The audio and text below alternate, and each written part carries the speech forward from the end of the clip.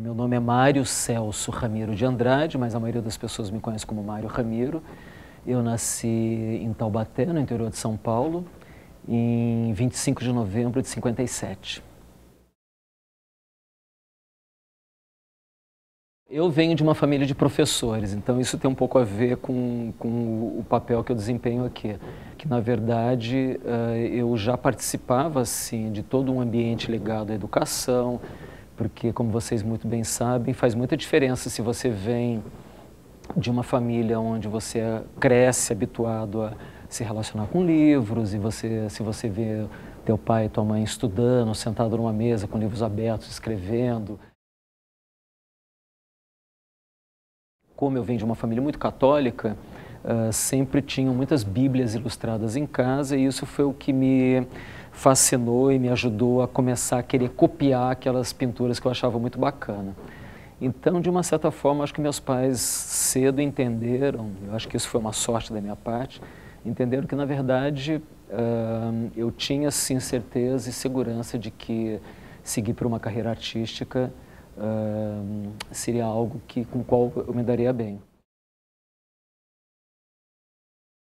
Para quem vem do interior é sempre um evento, né? Você vir morar numa cidade muito grande, e aqui a ECA, eu entrei aqui em 78 e isso tinha uma cena muito agitada aqui, né, na universidade, especialmente na ECA, porque a gente estava vivendo ainda um período de fim da ditadura no Brasil, e então a movimentação política era muito intensa, especialmente aqui na ECA, por conta de uma tendência política que existia aqui, chamada Liberdade de Luta.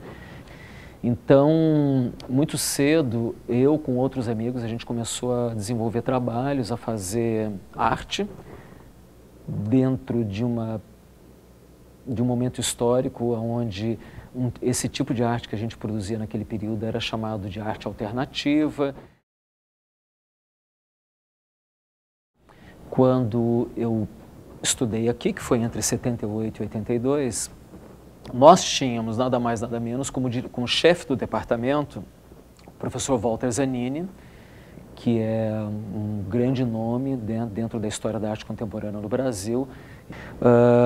Eu também tive a sorte de ter professores como a Regina Silveira, como a Carmela Gross, o Evandro Carlos Jardim, o Júlio Plaza, enfim, a Ana May Barbosa, pessoas que fizeram parte da minha formação de uma maneira muito determinante. E o professor Gabriel Borba foi uma pessoa que me marcou bastante também, especialmente por conta de uma relação que o professor Gabriel Borba tinha com um filósofo muito importante para a história da cultura brasileira, que foi o professor Wilhelm Flusser.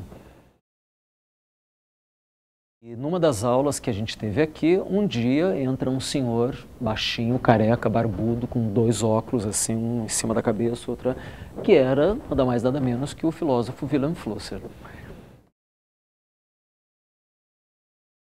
Comecei a corresponder com ele e comecei mesmo a discutir os trabalhos que eu estava fazendo naquela época, e ele me mandava umas cartas de volta com textos que ele não tinha publicado, pedindo para eu tentar conseguir publicar esses textos para ele.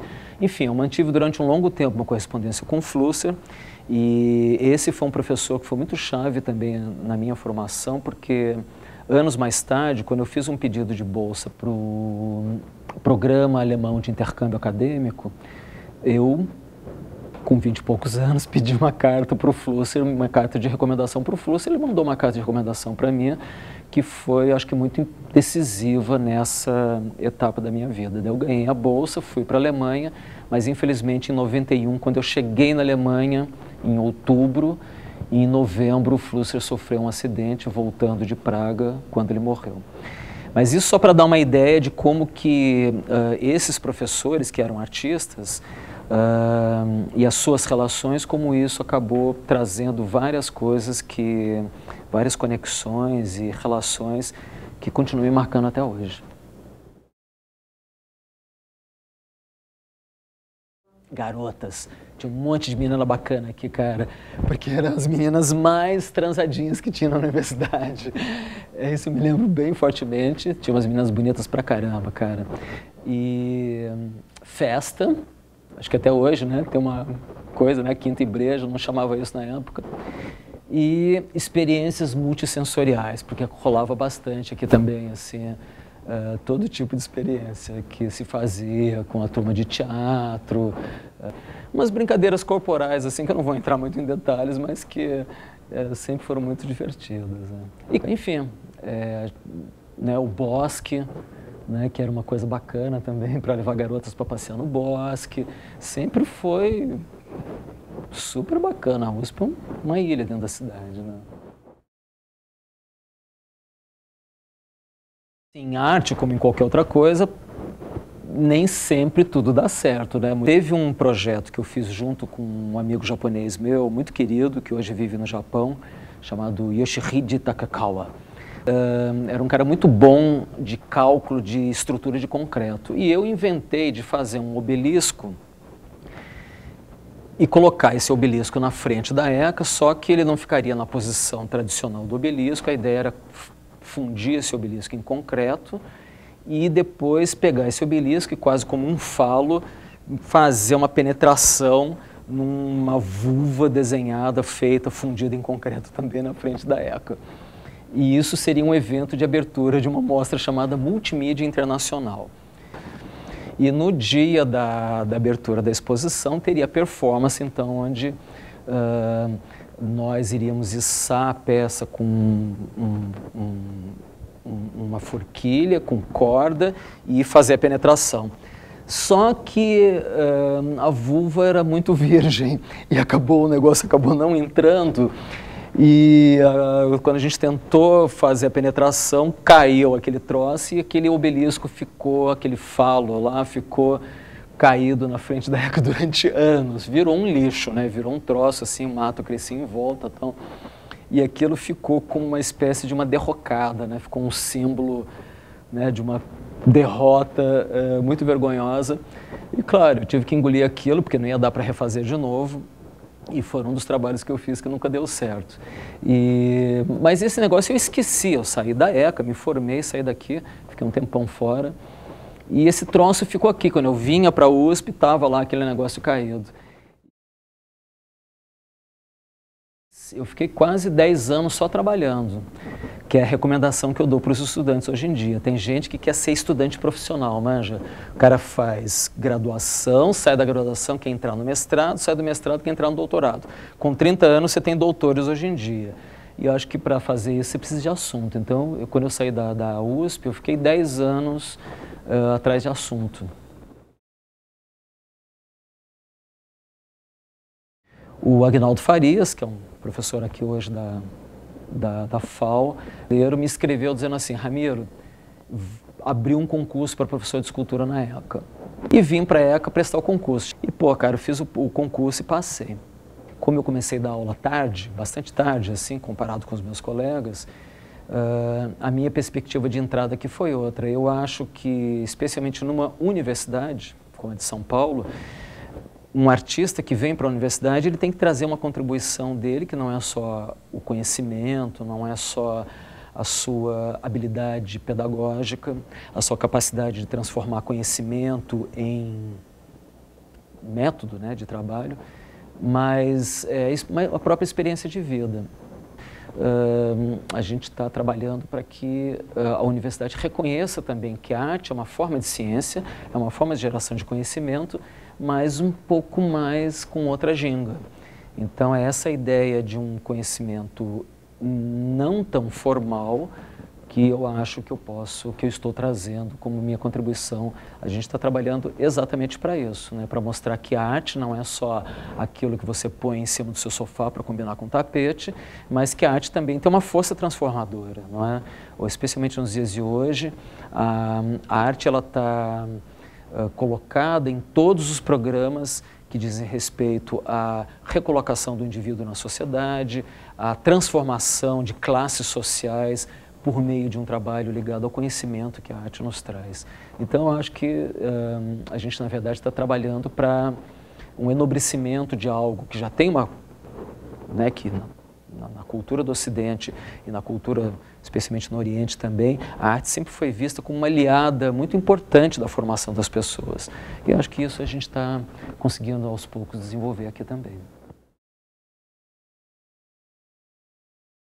Os alunos do nosso departamento é muito curioso. Nos primeiros anos, eu não sei se é o fascínio de ter entrado na universidade, né, e você começa realmente a ingressar numa fase mais adulta, os alunos têm muito interesse, mas à medida que o tempo vai passando, o curso vira uma espécie de um curso de turismo, entendeu? O cara sabe como é que é, né? O que as pessoas estão querendo como formação, né, hoje em dia? Porque existe uma displicência muito grande, assim, com relação, hoje em dia, eu tenho percebido cada vez mais, em relação a uma ideia mesmo de formação. Então, tem uma descontinuidade brabona acontecendo aí. Como resolver isso, eu não sei. Talvez, hoje, por estarmos vivendo numa época da informação, onde todo mundo, ou grande parte das pessoas, tem um acesso facilitado, né, a um universo de informação muito grande, eu acho que talvez esteja se confundindo acesso à informação com conhecimento. Agora, a bem da verdade, eu vou falar uma coisa bem triste aqui. Essa formação verticalizada não é para todo mundo. Entram 30 alunos de arte por ano no nosso departamento. Os que vão se tornar meus futuros colegas de trabalho, os que vão ser meus futuros companheiros de exposições, cara, são 10% disso. Mas no fundo eu acho que a tristeza é essa mesmo. Se investe muito dinheiro para a formação de muitos, mas serão poucos os que vão dar continuidade a essa história toda. Estudar é um negócio que dá trabalho, né? E entrar, especialmente na USP, é uma coisa que demanda muito investimento, né? Por parte dos pais, pagando cursinho, pagando colégio, por parte do aluno, que é aquele estresse todo que você passa, mas eu acho que é muito recompensador. Porque o Brasil passa por um momento muito peculiar que diz respeito à sua revalorização cultural. Portanto, trabalhar com comunicação, trabalhar com artes hoje em dia, não quer dizer só trabalhar para a mídia, só trabalhar para quem é rico, só trabalhar para as grandes, né, para o poder econômico que existe aí. Muito pelo contrário, eu acho que a gente pode sim prever que o nosso esforço pode contribuir, mesmo em pequenas gotas, em pequenas porções, para uma transformação futura disso que a gente chama de sociedade brasileira. Hoje se sabe que a arte ela é sim uma ferramenta para a transformação do indivíduo, como eu já falei, e que, portanto, se você acreditar que você está se preparando não apenas para a sua transformação da sua pessoa, mas que essa sua pessoa pode ser uma ferramenta, um agente de transformação para outras, que seja uma outra, esse já é um trabalho que a gente, já é um trabalho que vai valer a pena. Quando eu fiz o meu doutorado aqui na USP, o tema que eu escolhi foi pesquisar sobre a fotografia de espíritos e fantasmas no Brasil. Então, eu acho que isso tem uma relação direta com uma certa ideia de que a arte está muito ligada à representação do espiritual. Me propus, então, a escrever sobre a fotografia dos espíritos no Brasil. O brasileiro, particularmente, se diz católico, mas o cara é católico, mas ele vai tomar um passe de vez em quando, ele vai numa sessão de mesa branca, né? É um ser muito curioso, uma cultura muito curiosa do ponto de vista religioso. E, portanto, aqui existe uma propensão muito grande à disseminação dessas imagens. Então, eu fiz uma primeira reflexão sobre isso, né? Levantando, falando onde apareceu, qual foi o impacto que essas imagens tiveram na época, especialmente nos anos 60, nos anos 70. E eu estou preparando um livro agora. Eu acho que vai ser um livro que, mesmo quem não acredite na existência de espíritos no meio dos vivos, acho que vai se interessar porque tem registros fotográficos muito curiosos, né? Pois é, só dizer que a vida é um mistério, né? Porque à medida que você, não importa quantos anos você tenha, regularmente a gente vai ter a experiência da morte. Normalmente é dos outros, né? A nossa dizem que a gente não vai experimentar. É uma experiência muito marcante, muito limite na vida de todo mundo. Mas o fato é que, à medida que o tempo vai passando, a gente vai percebendo que algumas pessoas vão indo embora.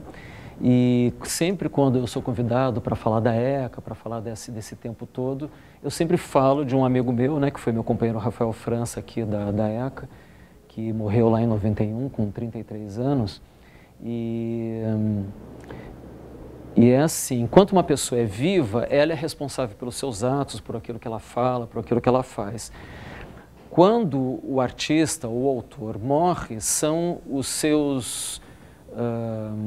é o seu público, o seu leitor, que se torna responsável por aquela obra, por aquilo que aquela pessoa fez.